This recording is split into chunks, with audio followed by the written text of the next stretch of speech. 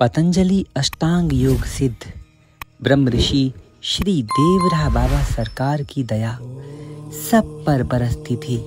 प्रधानमंत्री, राष्ट्रपति, बड़े बड़े वैज्ञानिक, बड़े बड़े दार्शनिक, जीव जंतु, भालू, शेर, हाथी, पशु, पक्षी, नाग, सब पर बाबा की कृपा सब पर लगातार होती थी।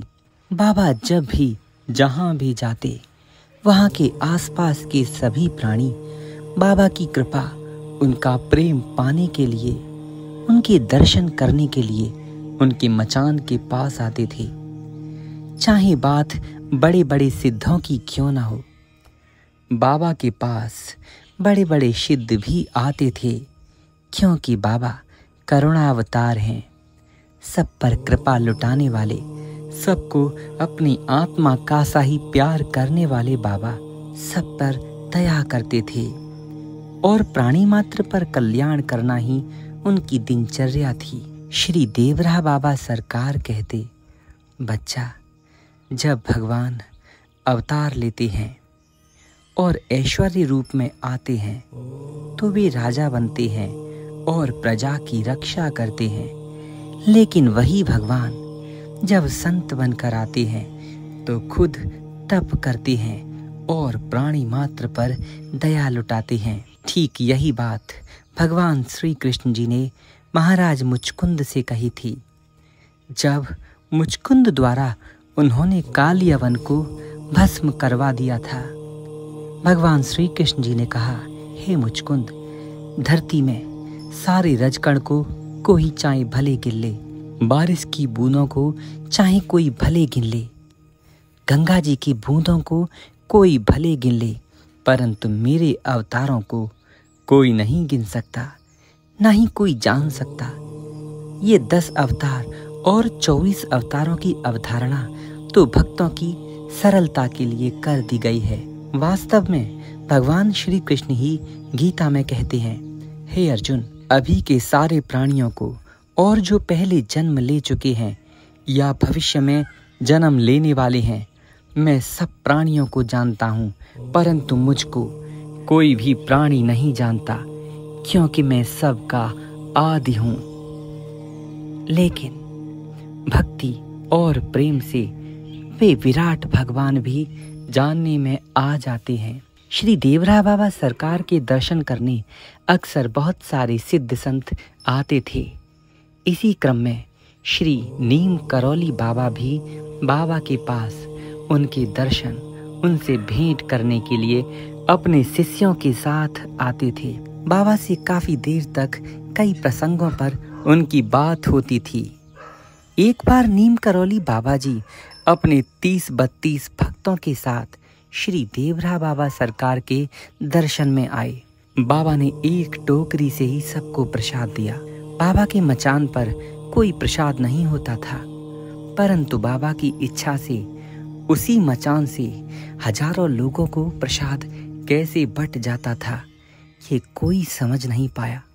आखिर वो कौन सी शक्ति थी कि बाबा जिसके मन में जो होता वही फल, वही प्रसाद उसको प्रदान करते।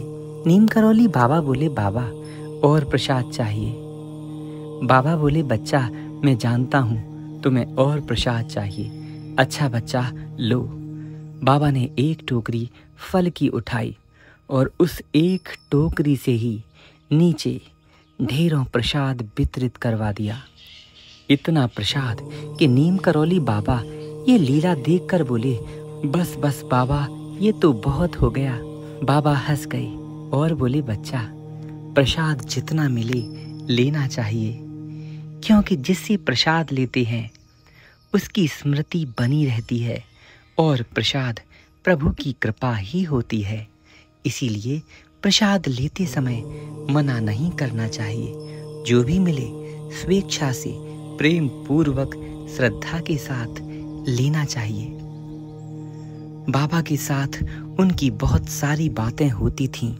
क्या बातें होती थीं, इनको प्रकट नहीं किया जा सकता, लेकिन सिद्धों की बातें क्या होती होंगी, ये सामान्य मनुष्य के बस की बात नहीं जो समझ सकें।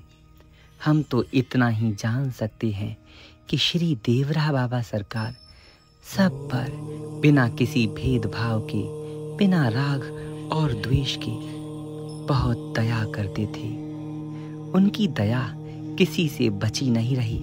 भौतिक जगती में सर्वाधिक उन्नति करने वाले बड़े बड़े वैज्ञानिक जो जब उपलब्धियों के बाद अपने मन को विश्राम देना चाहते हैं तो संतों की शरण में आते हैं, लेकिन वे संत जो सब पर अपनी तपस्या लुटाते हैं वे भी एक आश्रय चाहते हैं, परमात्मा का।